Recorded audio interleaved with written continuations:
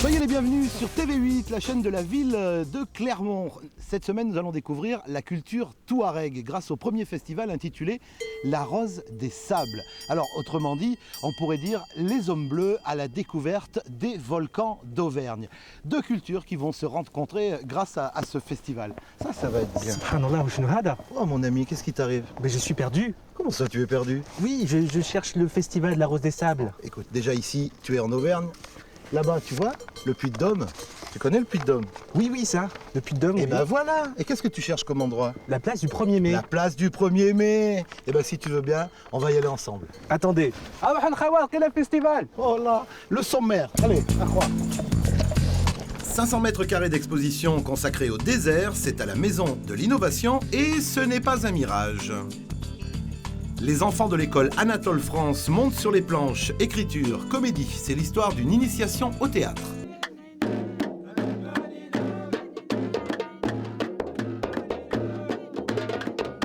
Nous voici maintenant place du 1er mai après avoir cheminé à travers les volcans d'Auvergne en compagnie de notre ami l'homme bleu qui n'était autre que Riyad Kodri que nous allons retrouver sous la tente, ici même la tente berbère. Alors nous lui disons évidemment bonjour, salam alaikum Riyad. Oui, le salam Dominique. Et la baisse. Très bien. Alhamdulillah. On est là pour le premier festival de la Rose des Sables. D'abord première question, qui est à l'origine de cette idée du festival? L'idée de ramener les Touaregs, déjà nous avons amené les Touaregs en 95 avec l'association La Baraka. C'était dans un but purement social. Et là, les Touaregs, j'ai voulu les amener pour ce festival-là. Ça, c'est plus dans un but plus culturel et faire la promotion de la culture Touareg. Donc par le chant, par la danse, mais aussi l'artisanat, et faire amener les gens à connaître cette culture-là en créant un espace d'échange qui est aujourd'hui le village Touareg à la place du 1er mai. Donc en quelque sorte, ton idée, ce serait peut-être de faire découvrir cette culture afin que nous, Auvergnats, on aille jusqu'au pays des Touaregs en Algérie? Bien sûr, vous avez la possibilité d'aller voir les Touaregs et les Touaregs de l'Algérie, à Tamanrasset, et aussi à Djanet, mais aussi aujourd'hui on a amené une troupe de Borj Beji Mortar, c'est une ville qui n'est pas très connue, et c'est ça aussi le but, c'est faire connaître les gens qu'on ne connaît pas, ces Borj Beji Mortar qui sont eux à la frontière du Mali, et oui, vous avez toujours la possibilité d'aller voir ces Touaregs-là. C'est un peuple qui ne connaît pas de frontières, mais c'est un peuple qui est relié par une culture forte. Le dénominateur commun des Touaregs, c'est la culture. L'écriture, la langue touareg, et on trouve les touaregs du Sahara, ça traverse tout le Sahara, ça va au Niger, au Mali, au Burkina Faso, en Libye. Pour la première année, on a invité les touaregs d'Algérie et on a invité, comme j'avais dit, la troupe de Tamanrasset et la troupe de Borj Beji Mortar. Et comment vivent les touaregs? Certains sont nomades et d'autres sont plus sédentarisés, donc ils travaillent la terre ou sont guides parce qu'ils connaissent très bien le désert. Les Touaregs venus à Clermont-Ferrand sont originaires du sud de l'Algérie. Ils sont de plus en plus sédentarisés, mais la tradition est encore très présente. Leur venue à Clermont nous ouvre de larges paysages. Le goût âpre du thé nous laisse entrevoir la rudesse du désert et de leur vie. Mais il y a aussi les sublimes couleurs des tissus ou encore la délicatesse des bijoux. Mais voyons quelles sont les impressions laissées par notre région sur les femmes Touaregs. Surtout à Clermont-Ferrand, ça nous a beaucoup plu parce qu'il y a du calme et c'est ce qu'on a au désert. Il y a des montagnes et on est fasciné par la verdure. Parce que là-bas, c'est plutôt minéral, c'est ça? Voilà, oui. Enfin, oui, il n'y a pas beaucoup de verdure. Donc c'est dommage, si on savait qu'il y avait autant de verdure, on aurait dû amener tous nos chameaux ici pour qu'ils broutent.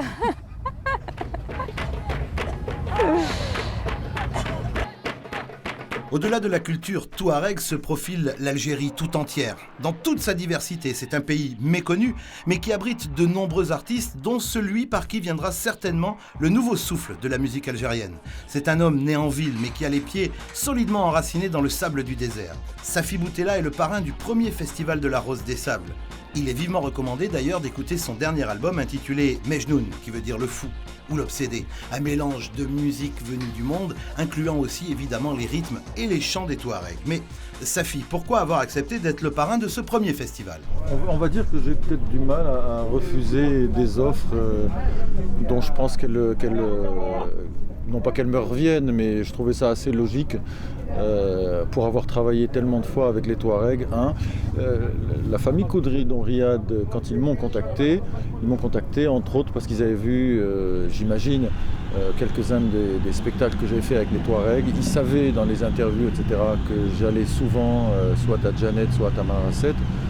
Et j'ai fait quand même avec les Touaregs un travail fidèle, inventif, propre, de progrès en tout cas, d'évolution, d'entretien. J'ai pas fait un travail de carte postale, j'ai pas piqué des idées, je suis parti en courant. J'ai passé énormément de temps, ça fait plus de 30 ans que je viens vers eux.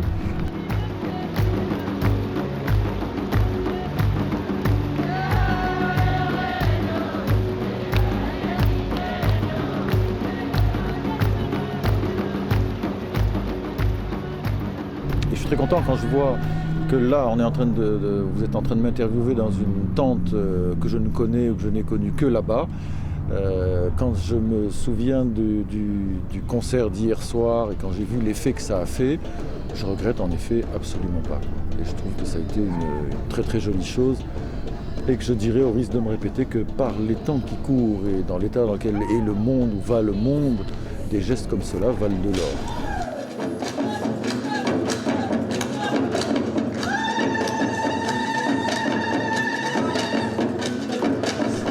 Restons en contact avec le désert par le biais d'une magnifique exposition que Jean-Charles Biguet a visitée pour nous.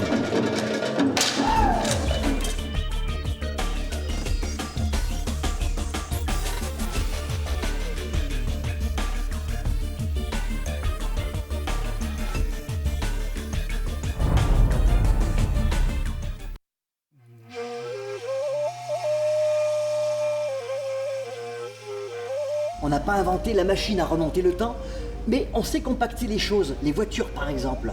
On sait même compacter l'espace. À Clermont-Ferrand par exemple, à la Maison de l'Innovation du Conseil Général, on a réussi à compacter le Sahara dans 500 mètres carrés, dans une exposition Sahara d'Algérie. Avec nous, Cécile Nord, pour nous présenter un petit peu ce Sahara. Alors d'abord, le Sahara n'a pas toujours été le désert qu'on connaît aujourd'hui. Il y a 400 millions d'années, le Sahara était situé à la place de l'Antarctique. Ça, c'est une découverte. C'est une découverte pour beaucoup de gens. C'est-à-dire qu'il était recouvert par des glaciers. Et puis, avec la dérive des continents, il a remonté lentement vers l'équateur. Il y a seulement 15 000 ans, il y avait encore dans le Sahara, à l'emplacement où il se trouve aujourd'hui, des girafes, des éléphants, des hippopotames, des crocodiles. C'est tout à fait inimaginable. Donc le désert est très jeune sur un plan géologique. Il a commencé vraiment à s'assécher il y a à peu près 10 000 ans.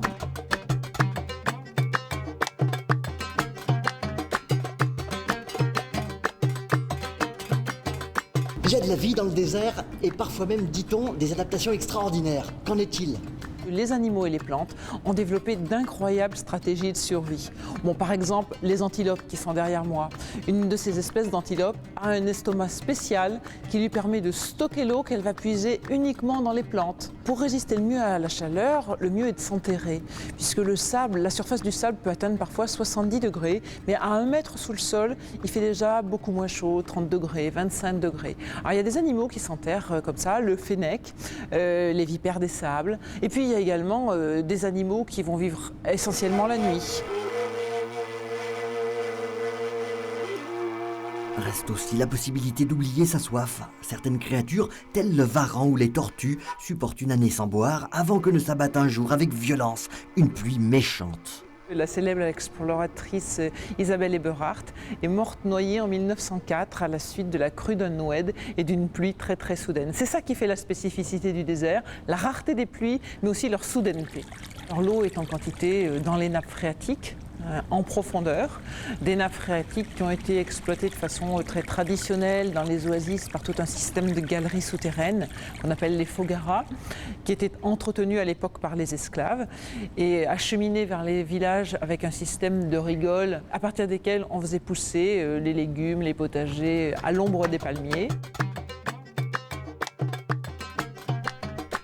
Sable et rochers, pétrole, oasis paradisiaque, le Sahara est aussi le plus grand musée à ciel ouvert du monde pour comprendre l'histoire de la Terre comme notre propre épopée. En témoignent les vestiges archéologiques, gravures et fresques nombreuses peintes sur la pierre que nous présente l'exposition, qui renseigne sur l'évolution des climats, les espèces chassées, mais également domestiquées de la préhistoire à nos jours.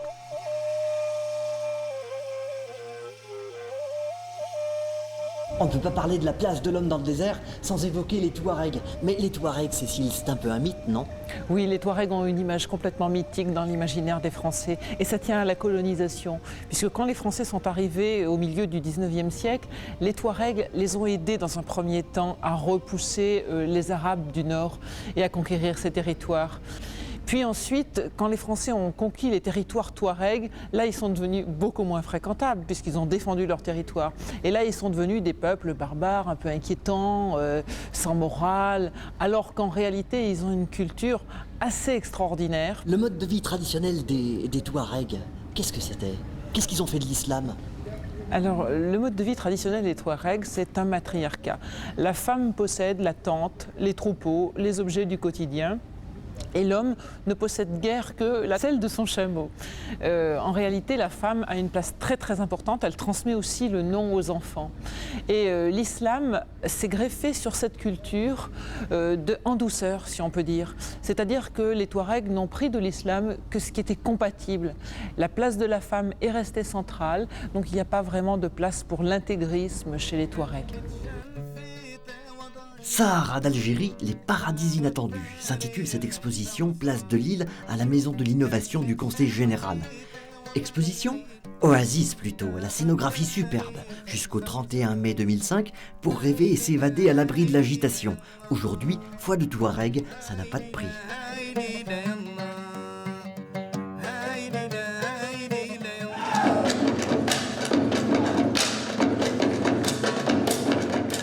Dans le cadre du premier festival de la Rose des Sables, les Touaregs nous ont proposé un spectacle haut en couleur à la Maison des Congrès, dont voici quelques extraits.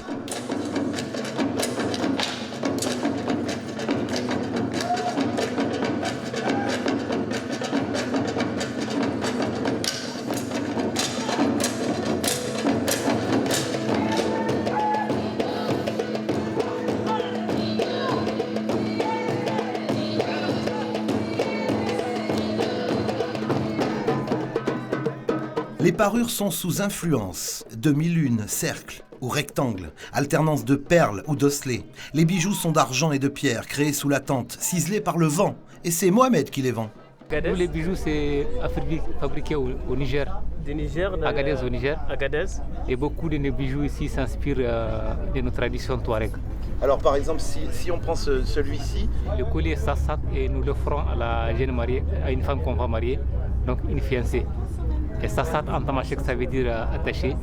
Donc quand on l'offre à une fille, ça veut dire que la fille déjà elle est proposée à quelqu'un. Et les colliers comme ça qu'on appelle Khomeini. Le Khomeini, c'est la danse des Touaregs. Par exemple, cette bague-là, elle est portée beaucoup plus par les femmes qui chantent, les chanteuses des femmes. Ça contient un petit grain de sable. Mohamed vit au Niger. Il n'est plus nomade. Il faut dire que plus des 2 tiers des Touaregs sont aujourd'hui sédentaires. C'est tout à fait dommage, parce que vraiment c'est une culture en voie de disparition. Puisque bon, un Touareg qui quitte les nomadismes, il s'installe en ville, c'est une culture perdue, une tradition sont en voie de disparition. Ils ont troqué la tente contre une maison en dur, les longues traversées pour les ruelles étroites. Ils ne vivent plus d'élevage, mais de commerce. Et tout proche, reste l'éternel désert, envoûtant. Quand je suis dans le désert, je me rends compte que j'écris beaucoup. Autant de musique que de textes, que de poèmes. Enfin, j'écris. Et la nuit, c'est magique, quoi. J'ai passé des nuits à la Belle Étoile, souvent. Et ça, c'est unique au monde. Merci Safi, et bonne route. Éloignons-nous maintenant, si vous le voulez bien, de la culture touareg pour quelques instants. Le Festival de la Rose des Sables nous donne l'opportunité rare de toucher du cœur ce que les hommes ont en commun. Le besoin de rencontre, l'envie d'être avec l'autre, simplement, à l'écoute.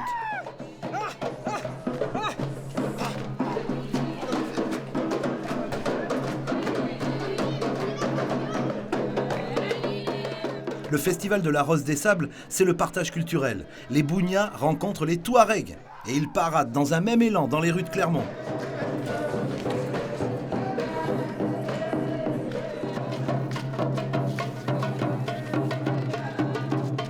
Les hommes du désert virevoltent, légers et menaçants, évoluant au battement des tambours accompagnés par le chant des femmes, rassurant.